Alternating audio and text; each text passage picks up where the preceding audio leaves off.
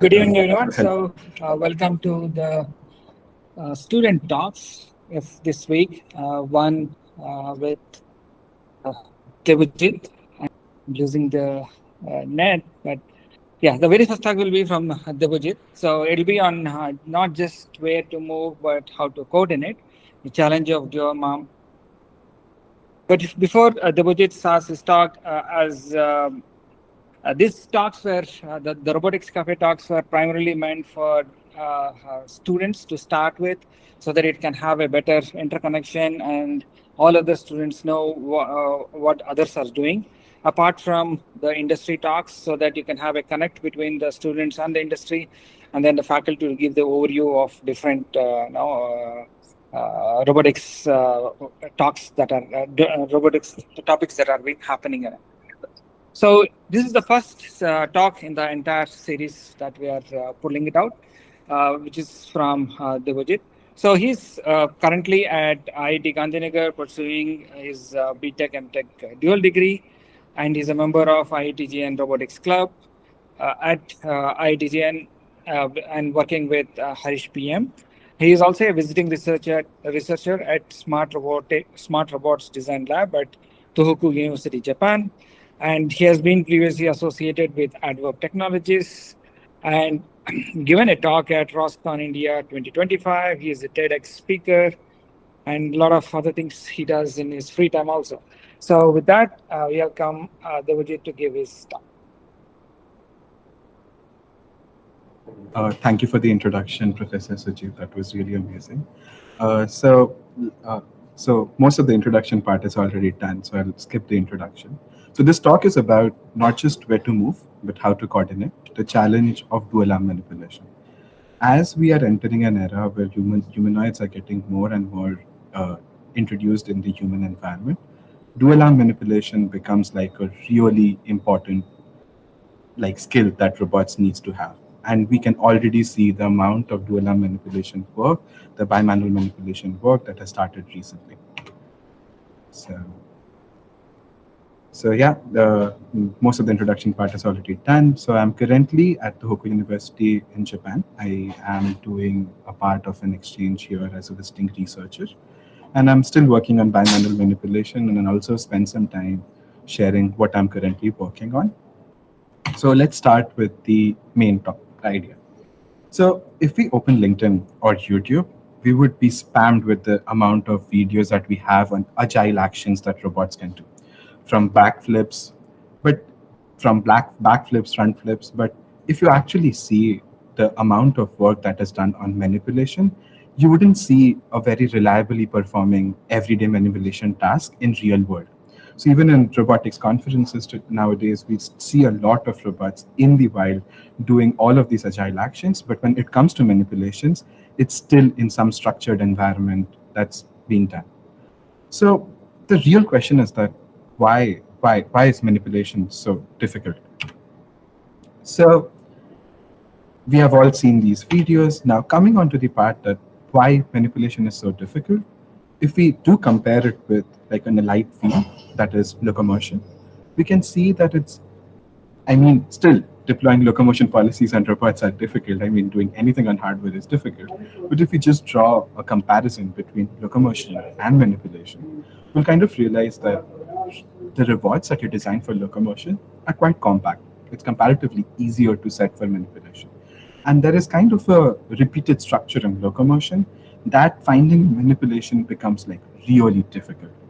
So now if you just imagine you're like anyone working in kitchen, you would kind of realize that the diverse amount of actions that we do with our hands, our fingers, and it's like you cannot define a very definite reward. And how many rewards would you stack over the other? It's really difficult when you see the diversity that you have for like manipulation tasks. Second, you have a lot of sensing that's happening. You have your vision, you have your touch, because touch is also really important for manipulation. You have the forces, and then you have a lot of other issues with like contact changes, object deformation, friction, occlusion. So all of this like really adds up to the complexity of the task. So, and even in manipulation, tiny errors kind of lead to failure, whereas there is a higher scope of recovery in locomotion tasks. So, what is the current state of the art in manipulation policies? So, if we do see like recent amount of work, there has been, we can categorize into like three broad categories. One is behavior learning, reinforcement learning, and large scale unsupervised learning. So, what do these do in an overview? So, in behavior cloning, you have like large data sets of human teleoperation that is getting collected.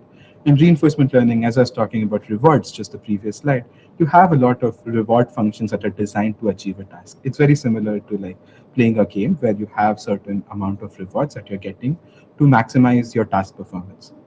And then you also have large scale unsupervised learning where you take like internet scale data and train robot policies.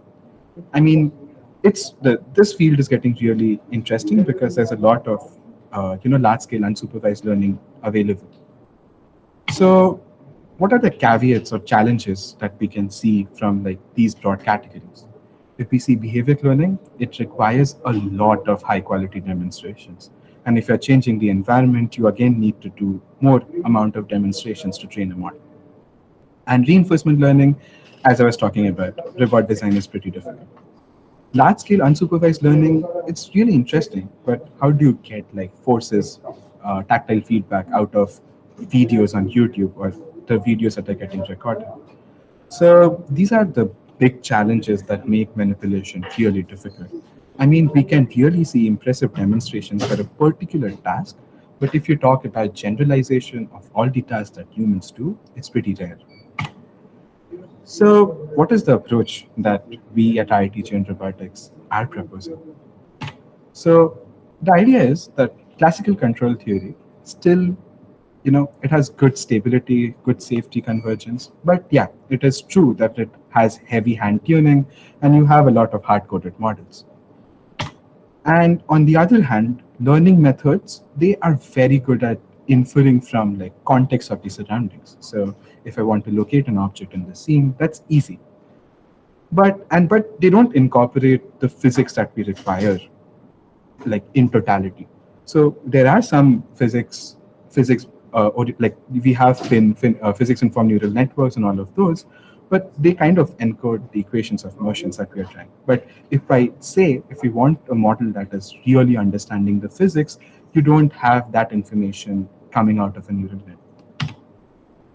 So the real idea is, can we integrate like only decision making into control? So you leave the decision making to a neural net, like what is the action I need to take?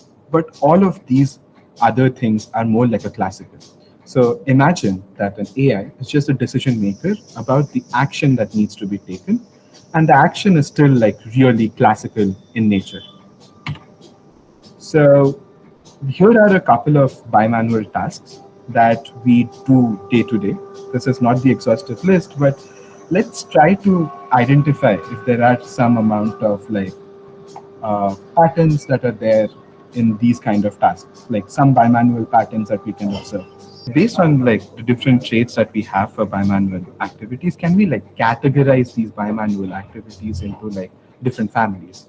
For example, if you do see like a human holding a tray, there's a very physical structure where the interarm distance and the orientation between the arms kind of stay constant for the entire task. For example, you're doing like a handover, you kind of have like a synchronized motion that you really do care about. So the idea is, can we try to like categorize these as behaviors?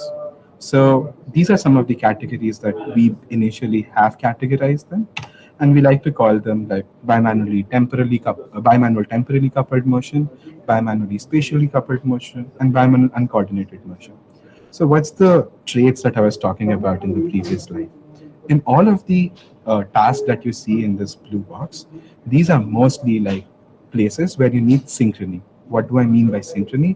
It's kind of a very like if you see how humans do like handover of an object, it's not that one arm reaches, the other arm waits, and then it's kind of very fluid in nature.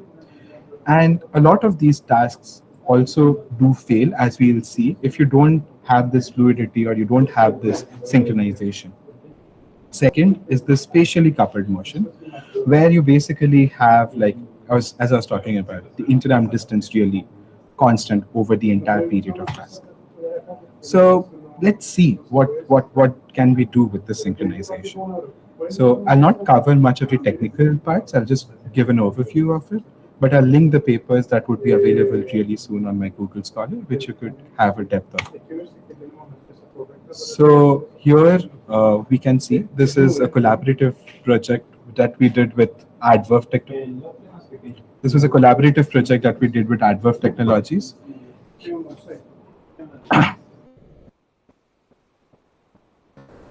So here the objective is that you should be able to transfer an object from one hand to other.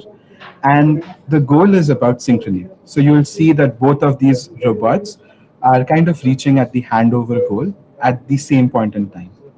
And we'll also see an ablation, what happens if there is no exchange of information between both of these arms.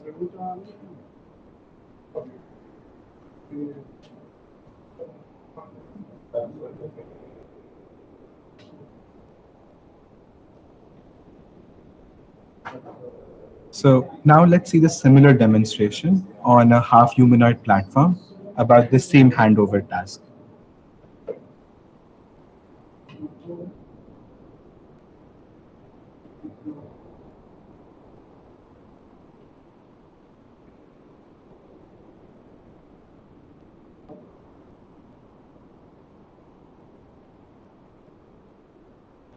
So these are all recorded at the Adverb facility in Noida.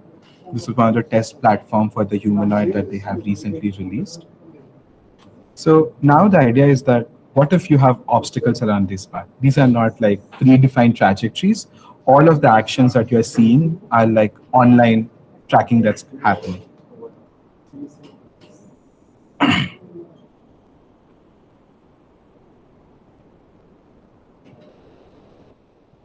So now you might be curious, what happens if we stop this synchronization that I'm talking about?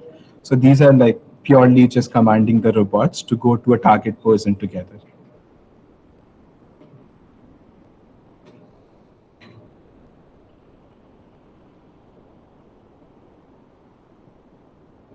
So here you can see how the robot kind of collides with the box. I'll just do one more. There's one more demonstration where you can see that happening. So here both the arms are not sharing any information. So you kind of are just independently commanding the arms, and they don't have the information that when to reach and grasp, and you can see how it collides with the object. So that is mostly to do with synchrony. And handover was one of the demonstration tasks that we basically started with. And currently we are like exploring over like some, yeah. So then the second task that we're kind of doing was pouring. And the only change that in pouring that we have is that in the structure, instead of kind of just reaching the handover pose at the same point of time, you also have like how do you do the orientation change. So let's see some of these cases. So here let's start with like a very simple unimanual pouring task. So the things that we're commanding out here is just the location where the cup is held. So this is an ablation where you don't have the information about like just a asynchronous motion from the to the target position. But in the video on the right hand side, what you can see is kind of like a place where you know where the synchronization needs to happen. So here we do it for a bimanual case, where the idea is that you kind of grab the mug and then the robot is kind of knowing where the mug is being held and only start the orientation change while it reaches the rim of the mug. Now pouring is more complex, but we are just trying to show this task as a planning layer. So nothing more dynamic about how much fluid to pour, something that's like an extension of this work for the future. So these were the demonstrations that we had mostly for like synchronization. Now let's move to the next primitive. The next primitive, so the next primitive is bimanual coordination. So I was talking about coordination being like the interarm distance that you need to have. So here the coordination is more being referred to the spatial coordination, where both the arms are constrained by the object that they are handling. And we kind of modeled this like, okay, the object which you're handling, you need to maintain the interarm distance that needs to be constant for the entire task. And while reorienting, also you need to keep the relative orientation between both the arms correct. So this is again some of the test versions that we did there with the adverb version.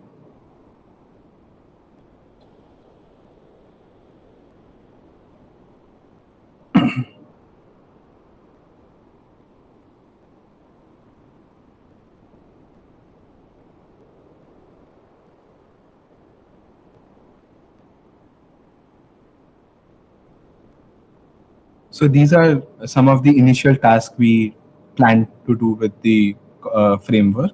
Here, the motion is kind of a bit limited because the workspace of both the arm is comparatively smaller, as you can see from the link lengths of the arm.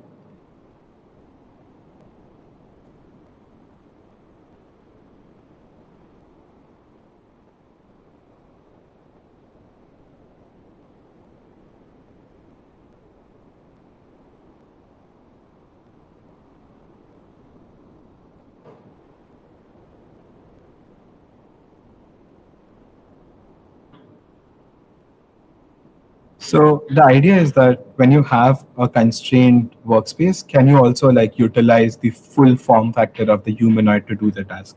We are currently still kind of exploring this direction where we really want to like understand that. And these are some initial versions of reorienting an object. You can still see that it struggles a bit because the framework was still not ready at that point in time. But I'll also show the updated demonstrations where we kind of reorient objects very much successfully.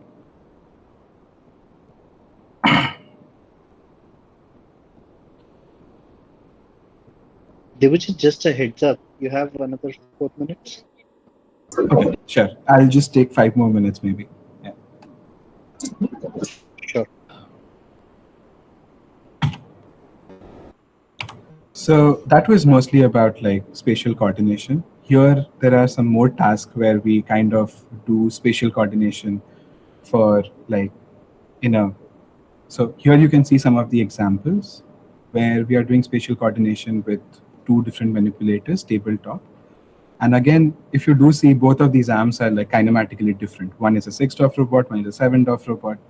And the entire system kind of tries to kind of understand the structure because we are modeling everything in the Cartesian space. So that kind of helps us a lot when we are kind of like doing these bimanual tasks. So here, if you subtly see, we are reorienting an object, which kind of still needs to maintain the spatial coupling that I was talking about. Manual tasks that I was talking about. The idea is to categorize them into like these primitives. And what you see out here is what we are proposing in one of the papers, where you kind of have two layers. One, where you have a distinction between uncoordinated, coordinated tasks. Second, you have the distinction between like gating, position gated orientation. So what does this gating mean? So for example, when you saw the pouring task, you only started the orientation change after you have reached a certain progress of the task. And we define these as like gating. So the idea is that bimanual task requires changing coordination structure, and one fixed coordination control is not enough. So the idea is to build like the bigger idea is to build like a small library of these coordination primitives, and then let a vision language action model just choose these primitives. So we are not talking about VLAs that do the actions, but here we are just talking about VLMs that do a certain kind of decision that you require. So this is a basic framework that we are kind of doing currently. Here you have the input where you then segment the task into, suppose the task is to place the blue cuboid into the white mark. And the idea is that you kind of are transferring this from one hand to the other and then being able to do it. So the idea is you have the input, you have the perception stack, which kind of goes into a planning structure. And we kind of get these combinations of these taus, which we kind of call as the like the different primitives. So 100 would have a structure in the actual control layer where it's activating certain terms in the actual control equation. So I'll just skip the main details of this, but this is something that we kind of propose for the ICRA paper that recently got accepted and which will be presenting at Vienna. But right now, for the library that we are talking about, we're kind of extending it towards like further different kinds of tasks. So the idea is that we kind of want to build additional primitives and additional features that kind of can be extended for a VLM structure to kind of identify and then kind of do the task. So what we are doing out here is that you still have the control architecture, which is very classical, which has all the convergence guarantees, physics awareness, but only the semantics that you require for the task to be done, you kind of pull out of a VLM. So what next? So the idea is that you should be able to do more kind of difficult tasks. For example, bottle opening, getting medicines out, or pouring water in a more dynamic way. So I'm really exploring how. So this work was based on dynamical systems theory, but the idea is that can you also incorporate screw theory and different other classical methods and build like a wide array of these libraries. So yeah, that's mostly it. We can now move for the questions. I am open to questions now. Thank you, Debojit. It was a really nice talk, and the experiments they were really cherry on the top. So we are open to questions now. If anybody from the audience has any questions, do let us know. You can type in the chat box also. Hi Debojit, it was a very nice talk. Thank you. I had a couple of queries with respect to the experiments that you demonstrated. So when you showed the coordination tasks, how much of how much of visual feedback plays a part in these coordination, and how much of it is purely control in let's say the end effector space? Okay. So currently in the demonstrations which you saw, the only part where we are getting, so we are not doing a closed loop continuous visual feedback. So if an object is getting slipped, in the current framework, you cannot detect that it's getting slipped. Only after that particular stage is complete, only then you can kind of tell the LLM to detect that, oh, this task could not get succeed fully. The place where we are using vision very heavily is the starting part where you're inferring where the objects are kept. So we directly use like the foundation pose that was built by NVIDIA, the library, and then we kind of have the notion where the object is. We directly get the 6-dimensional pose of that object. One thing again, which is an integration detail in this current framework, is grass planning. So we are still not doing a grass planning. We kind of have hard-coded that logic. And coming to the control part here, like for these demonstrations which I showed, was more based on like coordination structure. But there is also a possibilities that these taus that I'm talking about, you could kind of ground it to the task success.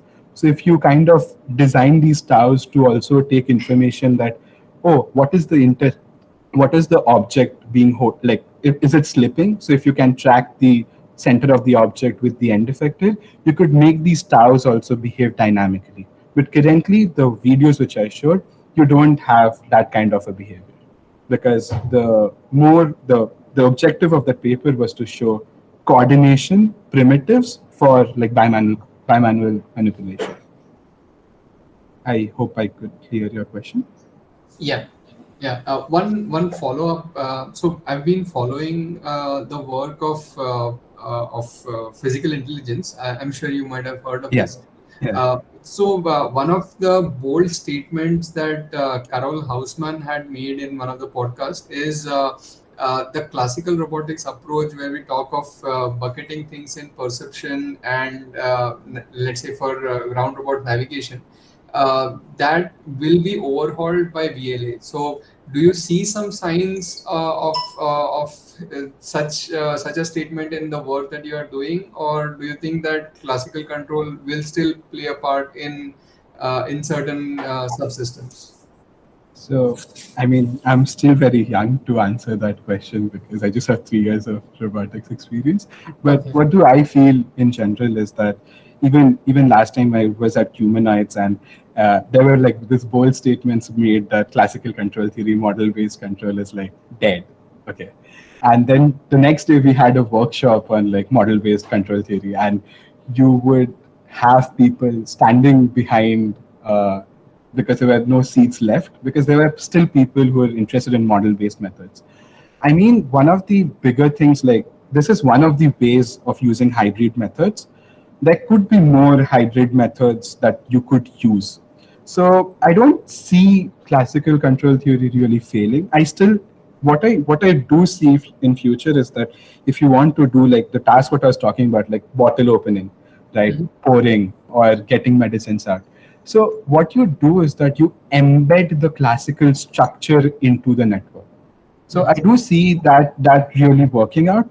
But then currently the amount of work that I see happening on like this black box models, I mean, for a particular task, it's fine. I mean, physical intelligence also shows a lot of generalizability, but Mhm. then I really don't want to question their ability. I mean, they are doing some great, amazing work. What we are proposing out here is in another method. So what we are saying is that for all these tasks that you saw, we didn't collect any imitation learning data. It's directly from a reasoning network. So this has no data collection that's required. We are just using in-house, like we are still using foundational models that gives pores of the information, but we are not collecting any more data to do it. We're just using the available models, no fine-tuning required directly. And even the LLM structure that we are using, we could see very less amount of hallucinating even when we are kind of getting the task structure out of the network that we use for the classical control. Got it. Yeah. Thanks, Debojit. Yeah. So in interest of time, we'll just take one more quick question, and then we'll start with the next talk. So if anybody has any questions. Devojit, I have a quick question. Yeah. So I think I might have missed some part in here. So when you're coming up with these primitives and then planning on these primitives, right? Yeah.